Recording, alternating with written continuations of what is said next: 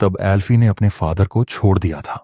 अपने फादर से अलग हुए उसे लगभग 10 साल होने को आए थे। तभी अचानक एल्फी को हॉस्पिटल से फोन आता है, जहां उसे पता चलता है कि उसके फादर लेस्टमाना की तबीयत काफी खराब हो चुकी है। इसलिए एल्फी को ना चाहते हुए भी हॉस्पिटल जाना पड़ता है। लेकिन जब वो हॉस्पिटल के लिफ्ट में जाती है तो हम देखते हैं कि उसके साथ लिफ्ट में एक परछाई भी है। एल्फी भी इस चीज को महसूस करती है, लेकिन वो उस साए को देख नहीं पाती।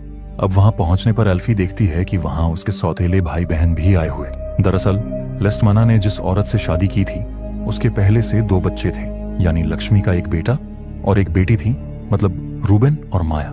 लेकिन साथ ही लक्ष्मी और लेस्टमाना की भी एक बेटी थी जिसका नाम नारा था। लेकिन नारा इस वक्त यहाँ मौजूद नहीं थी। वहां पर रूबेन की गर्लफ्रेंड लिली भी आई हुई थी। फिर माया उसे बताती है कि पापा की हालत बहुत खराब है। जब से पापा ने पैसों को खोया है तब से वो बहुत अजीब बिहेव कर रहे हैं। वो बार बार अपने पुराने घर जाते और खुद को उस घर में बंद कर लेते थे। यहाँ पर माया उसी घर की बात कर रही थी जिसे हमने मूवी की शुरुआत में देखा था। जिसके बाद एल्फी जाकर अपने फादर को देखती है, जहां उनकी हालत काफी बिगड़ चुकी है।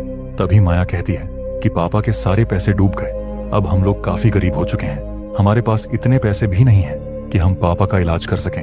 हमारे पास सिर्फ पापा का वो पुराना घर है जो तुम्हारे नाम पर है। क्यों ना हम लोग उस घर में पड़ी चीजों को बेचकर पापा का इलाज करें। जिस पर एल्फी कहती है कि मैं सोच कर बताऊंगी। जिसके बाद वो लोग वहां से चले जाते हैं, जहां एल्फी अकेले में अपने फादर से कहती है कि आपको इस हालत में देखकर मुझे बहुत सुकून मिल रहा है। आपने मेरी माँ के मरने के बाद दूसरी शादी कर ली। आपने मेरी माँ को कभी प्यार ही नहीं किया था। आपके साथ जो भी हो रहा है वो सब आपके कर्मों का फल है। इससे हम लोग समझ जाते हैं कि एल्फी अपने फादर से काफी नफरत कर रही। उसी दौरान हम एल्फी का हाथ देखते हैं जिस पर अचानक नाखूनों के निशान आ जाते हैं। तभी वहां की लाइट्स भी चली जाती हैं, जहां एल्फी को वही चीज फिर से महसूस होने लगती है जो उसने लिफ्ट में की थी। और तभी वो देखती है कि एक शैतानी साया उसकी तरफ बढ़ रहा है। एल्फी वहां से भागने की कोशिश करती है, लेकिन अब लेस्टमाना ने उसका हाथ पकड़ लिया था। तभी वो साया उसकी ओर तेजी से बढ़ने लगता है।